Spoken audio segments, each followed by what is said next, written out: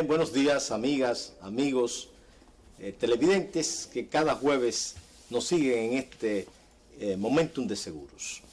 Este es el final del mes de abril, mes de la Guerra de Abril, conmemoración de una gesta de la más trascendente de la historia dominicana.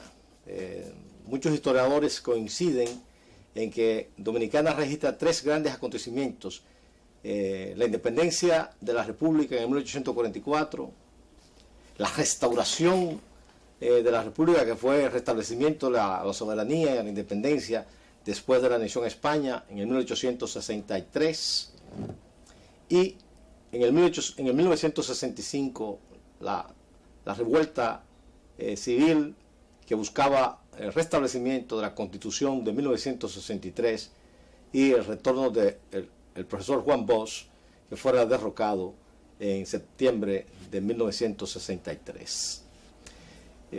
Lord a los héroes de abril, y recordemos con mucho patriotismo, con mucho heroísmo, esa fecha tan importante.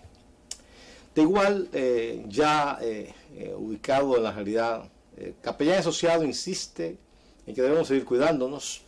Yo siempre ando con mi alcohol para la higiene de la mano, siempre ando con mi mascarilla, a propósito de la mascarilla de COP Seguros, tu seguro solidario. ¿Por qué? Y el distanciamiento, porque sencillamente todos los estudiosos, los científicos y los expertos en materia de sanitaria siguen insistiendo que el distanciamiento social es fundamental, que independientemente a la vacuna hay que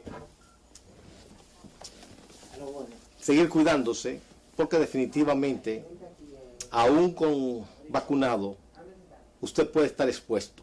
Y el mismo ministro de Salud ha dicho que la vacuna no va a evitarte el contagio, lo que va a provocar es que no sea grave, que no llegue a hospitalización, de modo tal que aún vacunado debemos cuidarnos.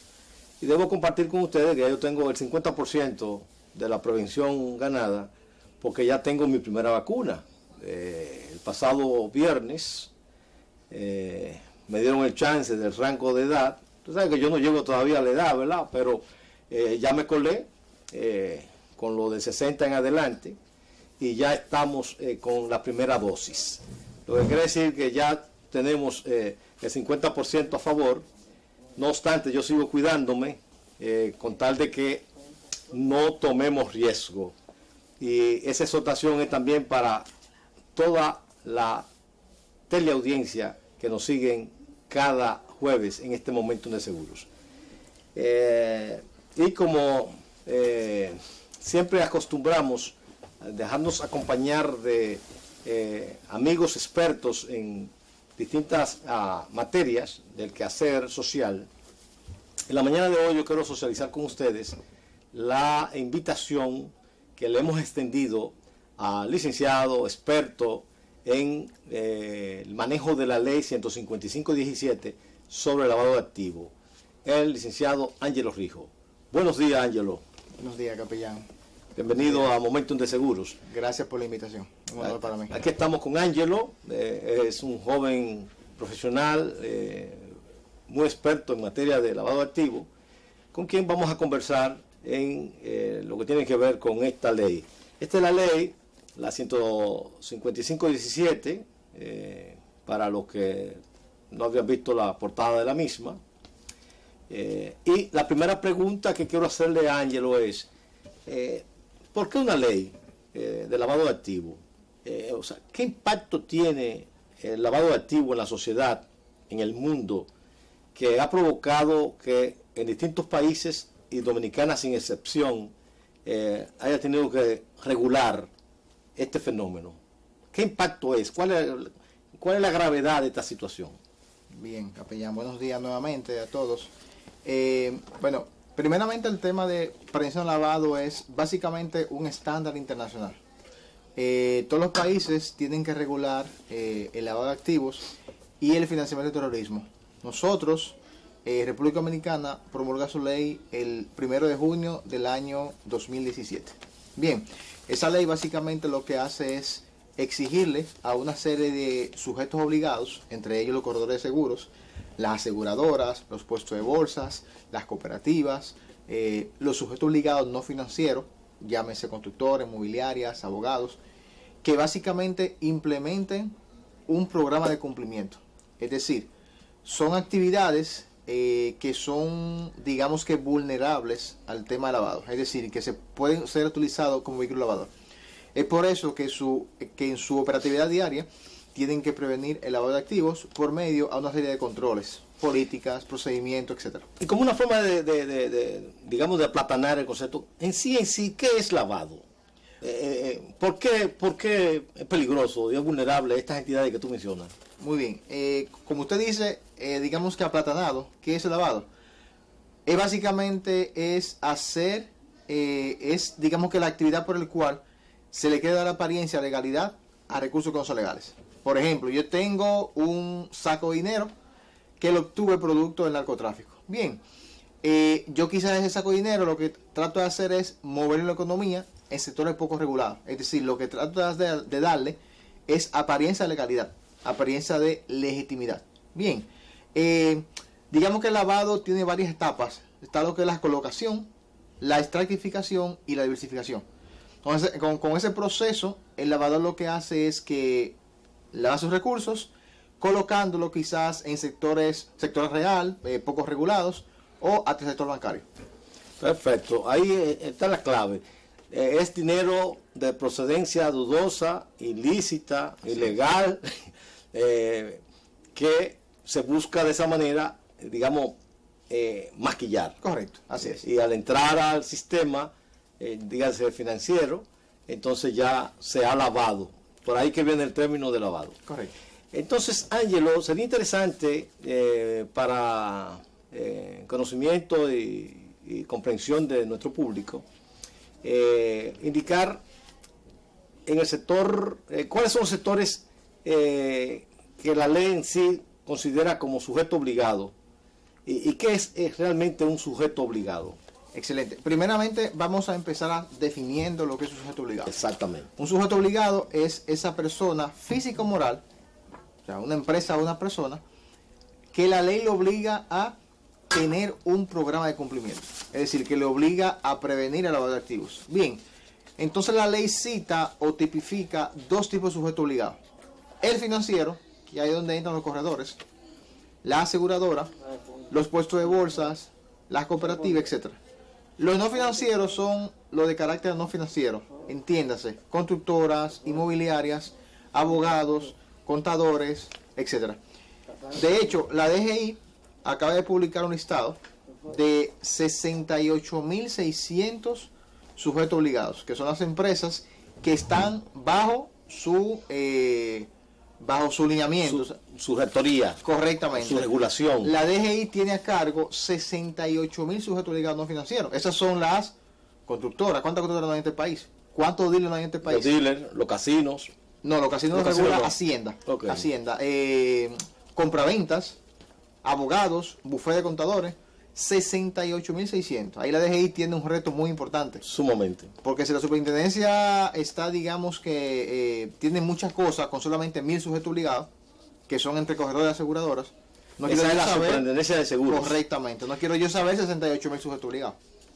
Entonces, ahí que tú mencionas superintendencia, eso quiere decir entonces que los corredores de seguros y las aseguradoras somos sujetos obligados conforme a la ley y estamos regulados por la superintendencia de seguros. La superintendencia de seguros es el regulador del sector seguros.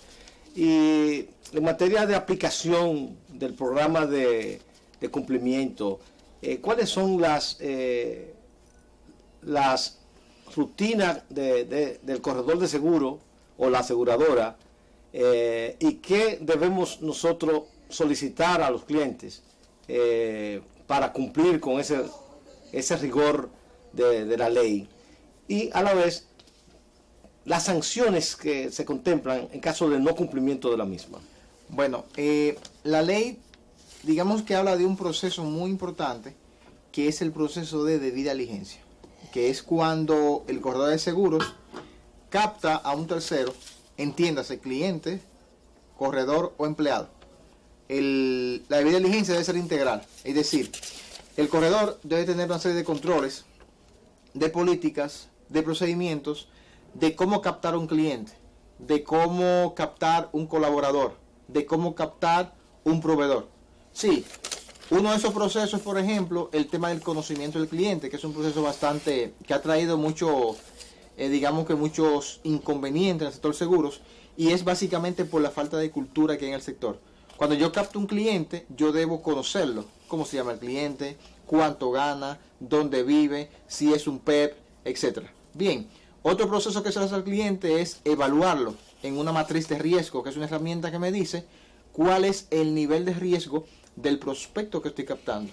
Y como tercer paso está la depuración del cliente. Hay una lista que es obligatoria y es la lista ONU, la lista de terroristas.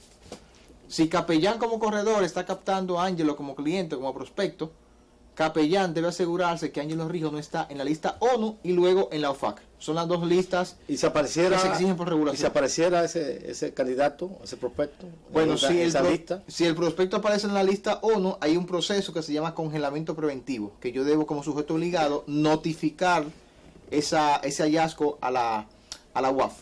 Bien.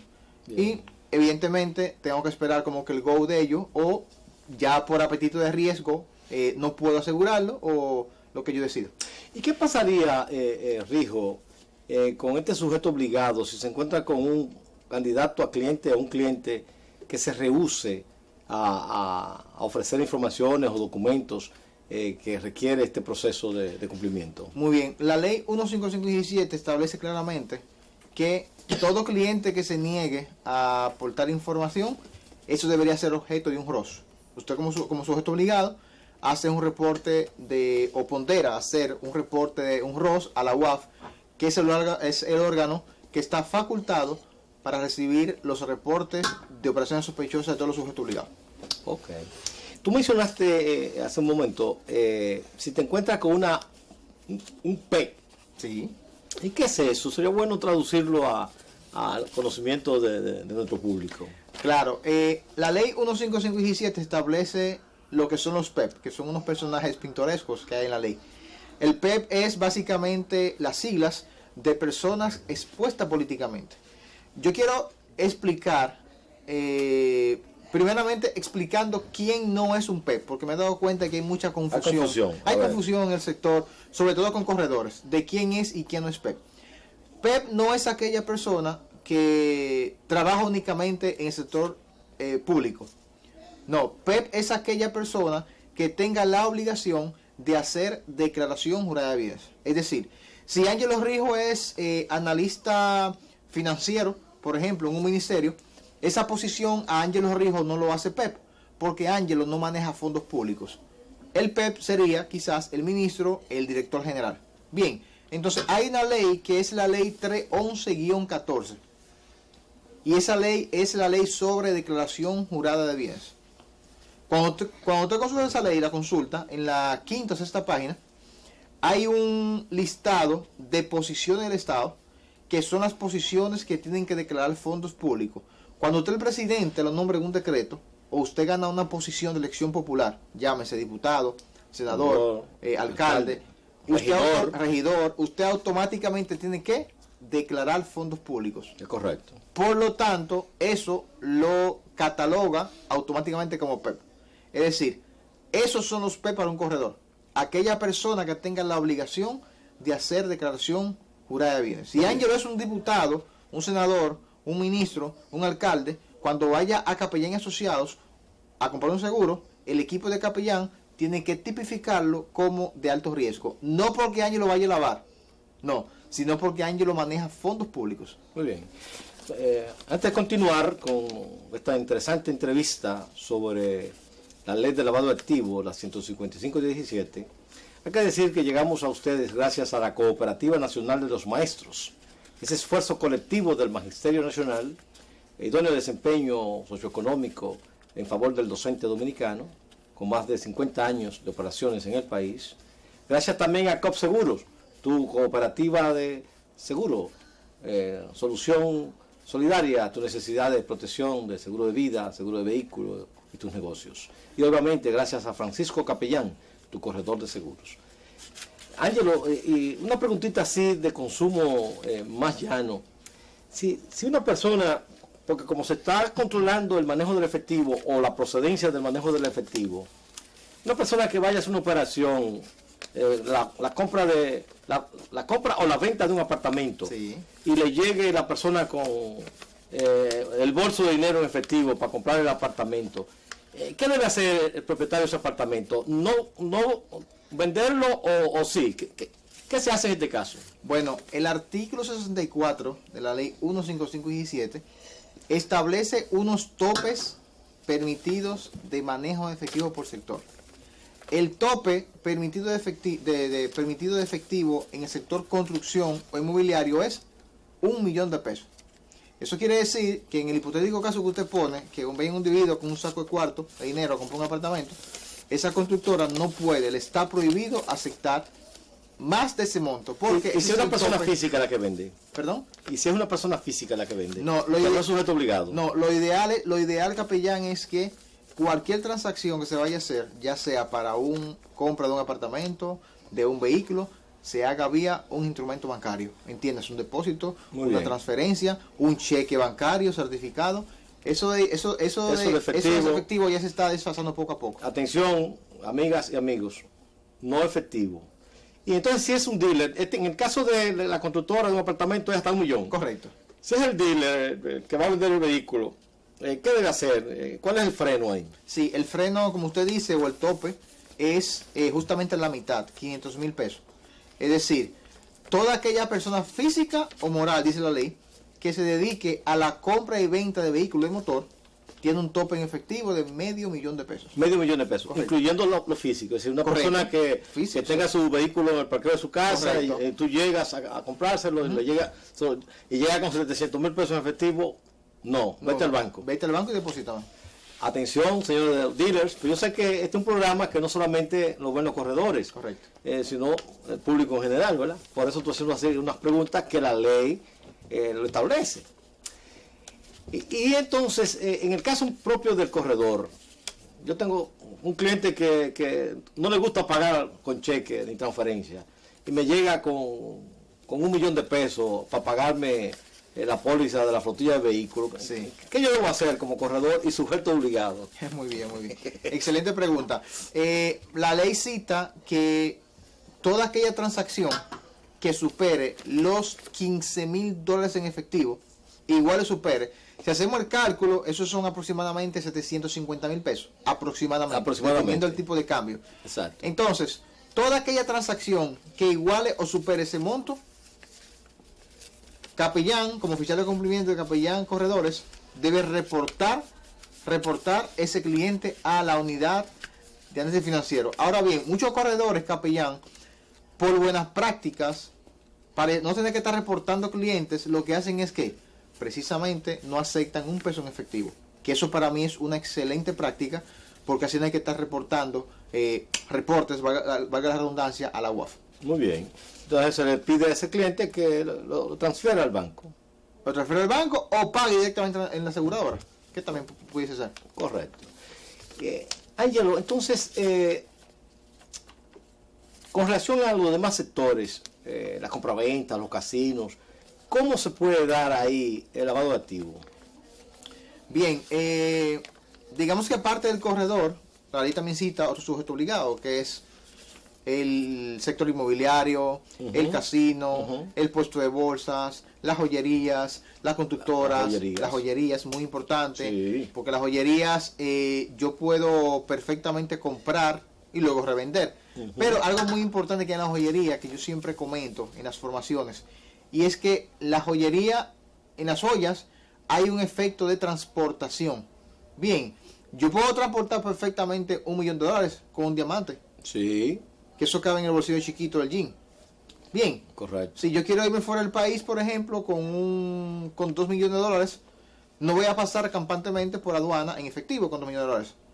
Me puedo quizás comprar un reloj, me puedo comprar quizás un diamante, una cadena y lo transporto. Exacto. Entonces, esa, digamos que esa pudiera ser perfectamente una forma de lavar en las joyerías, que es un sector muy vulnerable y también está a cargo de la DGI, como hablábamos hace un momento. Es correcto.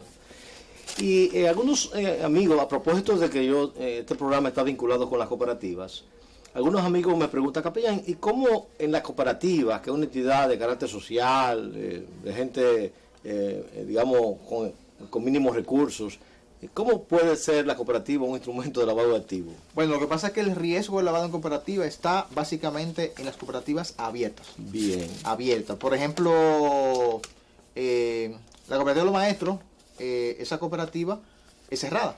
Sí. Ahí es muy difícil que se pueda dar el lavado.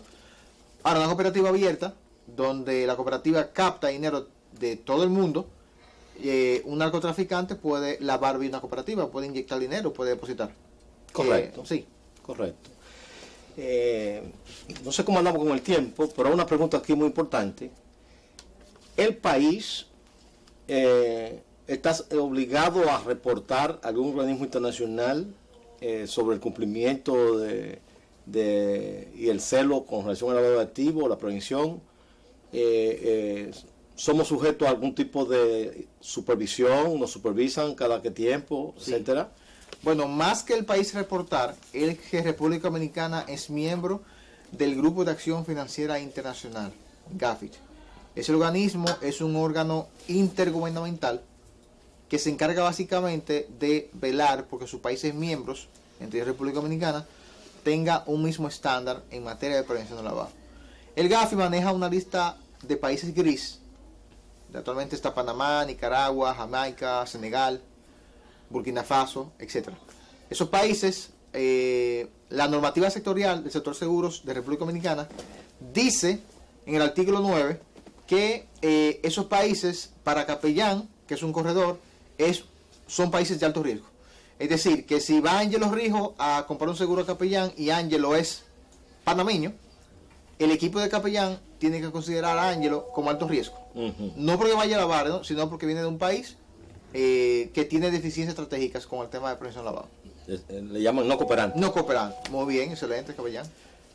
Ángelo, entonces en el país nuestro, ¿verdad? Que tenemos la ley, que existen los organismos reguladores obligados a prevenir el lavado de activos. Me llama la atención que con mucha frecuencia, cada vez que un organismo llamado Ministerio Público o Procuraduría General de la República da a conocer algún tipo de operación, ahora está muy de moda las operaciones marinas. Parece que la cercanía al mar de la Procuraduría invita a pensar en lo marino. Ya conocimos la operación Pulpo, en tiempo atrás la Caracol, ahora el Coral. Siempre se habla ahí de lavado de activos. ¿Cómo es que con estas regulaciones, los bancos por un lado, la aseguradora por otro, la DGI por otro, Hacienda por otro, se dan los casos de lavado de activos entonces? ¿Verdad? Bueno, ahí llama la atención. Sí, hay un tema muy interesante y es que los sujetos obligados están llamados a reportar, no al Ministerio Público, sino a la UAF, cualquier transacción que entiendan sospechosa. Entonces, en esos casos marinos, como usted dice, el sujeto obligado debe reportar cualquier transacción inusual a la UAF. La UAF no es un organismo persecutor, no es un organismo que somete. La UAF lo que hace básicamente es que analiza, como dice su nombre, cualquier transacción que hace un sujeto obligado. Entonces la UAF es quien reporta ese caso, en caso de que entienda, al Ministerio Público. Es decir, es una cadena. Sujeto obligado reporta, recibe la UAF y analiza, y la UAF entonces somete al Ministerio Público en caso de que entienda que debe hacerlo. Y ahí ya el Ministerio Público tiene la competencia. Correcto, así es. Bien, estamos ya arribando al final. Ángelo, si tiene quiere aportar alguna información final antes de cerrar el programa. Muy bien, como sugerencia final a los sujetos obligados del sector seguros, por favor, capacítense. Y de hecho, la capacitación hace parte del programa de cumplimiento del sujeto obligado. De hecho, al corredor de seguros, si no presenta a final de año un aval de 20 horas para capacitación, no les renuevan la licencia. Por lo tanto, y también, más que eso de que no me renueva licencia, es un tema de cultura. O sea, ustedes deben constantemente, capacitarse, porque el tema de presión lavado, que es un tema muy técnico, hay que estarlo en buen dominicano cacareando constantemente. Bien, entonces mi consejo final es que se capacite y no dejen esas formaciones para última hora. Excelente. Bueno, arribamos al final de este Momentum de Seguros. Gracias, Ángelo, por tu participación tan enriquecedora.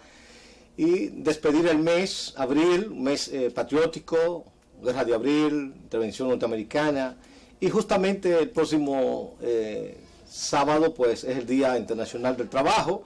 Desde aquí, seguir apoyando los derechos fundamentales, a la dignidad del trabajador, su derecho a la prevención de salud, de pensión, y que de modificarse el código laboral, que nunca sea en perjuicio de las conquistas que ya los trabajadores dominicanos, con mucha lucha, con mucho sacrificio, han alcanzado en este devenir de este Estado social y democrático de derecho en la República Dominicana.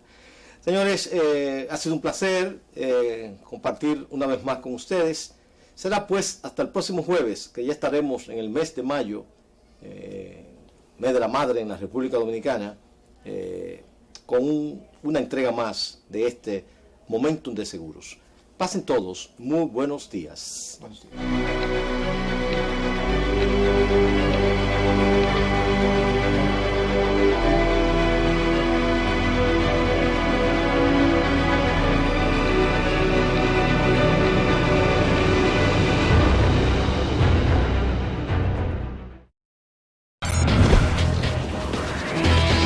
Santo Domingo TV, canales 24 y 69 UHF.